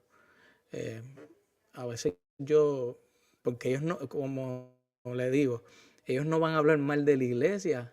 Los apóstoles no pueden hablar mal de la iglesia porque ellos saben que es el cuerpo de Cristo. Claro que no. O de la mamá de Jesús. Es bien, bien fuerte. Mira, yo creo que en eso Dios ha sido tan bueno que hasta humanamente nos ha puesto esa inclinación. Hablar siempre bien de nuestra madre. A querer a nuestra madre sea lo que sea. Mira, nuestra madre puede ser la prostituta del pueblo, pero es mi madre, ¿verdad? Y aunque mi madre sea eso, el que hable mal de mi madre, como dicen los mexicanos, le parto la madre, ¿verdad? Pues entonces, mira, o sea, mi madre puede ser lo que sea, puede ser lo más malo del mundo, pero a mi mamá la respetas, ¿verdad? Como le dijo una vez a alguien muy cercano a mí. O sea, mi mamá puede ser lo que sea, pero delante de mí la respeta. Y si así Dios ha puesto eso tan humano en nosotros, ese respeto, ese amor hacia esa persona que nos engendró, que nos dio la vida junto a nuestros padres, obviamente, ¿verdad? Pero quizás como latinoamericanos tenemos un poquito más desarrollada esa parte maternal. Pues mira, yo creo que allí sí que, si eso lo hacemos con la madre natural, con la madre biológica, cuánto más con nuestra madre del cielo, cuánto más con aquella mujer que nos dijo el Señor en la cruz, en ese momento tan terrible, ya cuando estaba desangrándose en la cruz, cuando aquello, o sea, cuando ya no tenía fuerza, lo que le salió del corazón fue regalarnos a la madre. Ahí está tu madre. Y después decir, hijo, ahí está tu madre. Madre, ahí está tu hijo. O sea, fíjate que si era importante para Jesús, si era amada María para Jesús, que en esos últimos respiros, que en esos últimos alientos, ¿verdad? En esa última agonía. Moribundo. Exacto. Seguro que tú has visto mucha gente muriendo así como que en esa agonía, precisamente la agonía es el que lucha, ¿no? Ahí viene la palabra agonía. Agonía es del griego la lucha. Protagonista es el primero que lucha. Entonces, en esa agonía, en esa lucha por la vida, en esa lucha, incluso por respirar, oye, en ese último momento, regalarnos ahí a María como madre, ya eso es lo más grande que nos puede dar el Señor. Y, wow. Yo le tengo que decir que yo hago rosario todos los días y yo he visto como María me lleva a Jesús. Es una cosa increíble. Sí. Es una cosa increíble. Mire, padre, que yo no le quiero quitar mucho tiempo. Yo creo que esto estuvo a otro nivel. Yo creo que tenemos que hacer una parte 2 aquí. Todo el mundo está bien contento. Bueno. Wow. Ha sido un privilegio, padre. Si quieres, una parte 2 y 3 si quieres. No, ¿De verdad? ¿De verdad? Sí, por mí no hay problema, pero y deja a otra gente que sepa más que yo, que sea más apologista que yo, más bíblico que yo. No, aquí, padre, aquí hay mucha gente que está bien contento, hay muchos likes, se han mantenido ahí y ahora lo pongo en YouTube para que esto siga así. Nos vamos a morir usted y yo y esto va a seguir por ahí. Bueno, bendito sea Dios. Bendito sea para la gloria de Dios, de verdad. Como Dios quiera. Mira, con toda esta enfermedad que yo tengo, he aprendido a decir, Señor, lo que tú quieras, como tú quieras y cuando tú quieras. Yo no le pregunté de esas cosas porque es algo personal, pero... pues, llevo 1 mes y medio operado de Parkinson, tengo Parkinson. Por aquí se ven todavía las ¿cómo se llama? Las cicatrices. Las rajas por ahí, las cosas. Me pusieron un montón de cosas en la cabeza. Aquí tengo como... Ahora soy como me dijo mi sobrinito, tío, eres como Iron Man. Tengo aquí una cosa que tengo que cargarme. Tengo que cargarme las baterías, así que... Pero nada. De verdad, y aunque todo este tratamiento, toda esta operación, ¿verdad? Haya sido quizás para minorar o para eliminar, que quizás a lo mejor no lo hace 100%, pero a minorar y mejorar mucho lo que son los temblores del Parkinson, pero el Parkinson sigue por dentro, como tú lo sabes. El deterioro cognitivo, el desorden del sueño, muchas cosas pues, que trae eso consigo. El Parkinson, que eso no se cura, obviamente. Así que mira, yo le he dicho, Señor, lo que tú quieras, como tú quieras y cuando tú quieras. Punto. Aquí estoy en sus manos. Usted me acuerda mucho a Father Stout, no sé si ha visto esa película, que él era ateo. Yo lo mandé en la foto, él era ateo y se fue detrás de una muchachita, se enamoró y esa muchacha lo llevó a la iglesia, se hizo sacerdote, le dio una enfermedad neuromuscular y pues lamentablemente pues a lo último falleció. Se hizo una película verídica y él decía que el sufrimiento lo acerca más a Dios y que y ayuda a otras personas a amar más a Dios. Yo estoy convencido de eso. Entonces, la cantidad de veces que yo le he dado gracias a Dios por esta enfermedad. Él también le daba gracias. Reconozco que en medio de toda la enfermedad, y Señor, así era yo de malo que tuviste que mandarme esto como para yo llegar al cielo. Oye, me lo hubieras dicho antes, ¿no? De verdad que sí. O sea, a veces, mira, uno va descubriendo la presencia de Dios en todo. Alguien cuando yo estaba un compañero de habitación en el hospital, antes de la operación, me dijo, mira, porque lo iban a operar también de lo mismo. Me dice, ya yo me retiré hace cuántos años, no sé qué más, porque yo trabajaba en tal sitio, y un buen retiro y tal y cual. Me dice, yo me tuve que jubilar, ¿cómo es? por discapacidades, disability, ¿no? Tú me dices, ¿y ya tú te retiraste de tu trabajo? Digo, no, mi hermano, es que en mi trabajo no hay retiro. El retiro, hay que seguir. ¿Cómo que no hay retiro? Si a ti te toca por ley, le digo, no, en mi trabajo no. ¿Y por qué? Bueno, porque yo soy cura, sacerdote. ¿Qué? No puede ser, ¿verdad? Ustedes no pueden retirarse. Bueno, de poder podemos, pero a ver, yo quisiera estar como Juan Pablo II, hasta el final, hasta el último día. Qué hermoso. Allí, fiel hasta el último día, porque Dios quiera. Así que... Wow. Qué increíble. Le voy a enviar esa película para que la vea. Mire, padre, no. Usted no, se lo agradezco grandemente. Si todo el mundo aquí están bien contentos, han pedido oración, a ver si usted puede orar por los enfermos. Dice Iber Cintrón, orar por su hermano que está enfermo y por los fieles difuntos. Y se lo agradezco. De verdad que yo jamás pensé que usted hubiese querido compartir con nosotros acá, porque como que es un regalo. No, chico, yo... A ver, ¿para quién eran los aplausos? ¿Para Cristo? Cuando entró a Cristo allá en Jerusalén, entrada triunfante en Jerusalén. ¿Para quién eran los aplausos y los hosana al hijo de David? ¿Para Jesús o para el burro que lo estaba cargando? Gracias, padre, gracias. Yo sé que la gloria es para Dios. Para el burro no. Y le agradezco a Dios todos los días por esto que usted hizo, de verdad. No, gracias a ti. Pues no, ¿alguna pregunta o hacemos la oración como tú quieras? Sí, se me quedaron unas preguntitas, pero se las hago, si Dios quiere, en la parte 2, porque esto que usted nos está hablando de la apologética y todo eso, todas esas cosas tomamos bastante tiempo y estuvo súper interesante. Si Dios me permite, porque le quería preguntarle otras cositas después, pero... Dale, no hay problema, como tú quieras. A lo mejor, fíjate, te dije el martes, a lo mejor hoy fue un día muy, porque yo para los martes son los días como mucho más ocupados. Aparte de los fines de semana, obviamente, que hay bautizos y hay misas y tal y cual. Los martes también suelen ser un día un poquito más complicadillos. Porque, bueno, tengo misa en la mañana soy aquí párroco de 2 parroquias.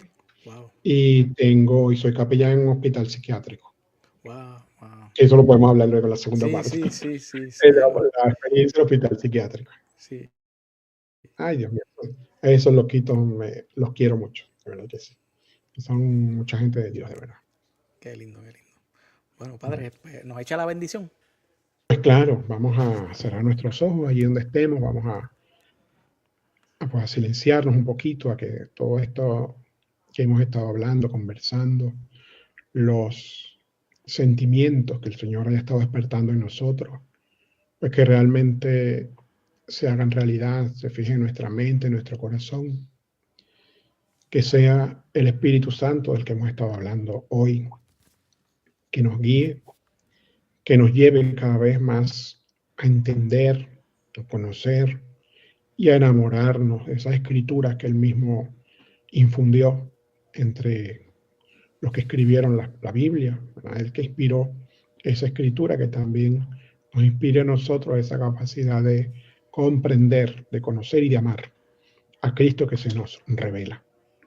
Te pedimos en esta noche, Señor, por todos los enfermos del mundo entero, especialmente pues por nuestros familiares, nuestros amigos que están enfermos, por aquellos que tienen problemas matrimoniales graves, por aquellos que realmente están en alguna crisis de fe. Te pedimos de manera especial por nuestros sacerdotes, por nuestros párrocos, por aquellos que nos bautizaron, por aquellos que nos confesaron por primera vez, por aquel sacerdote que nos dio la primera comunión,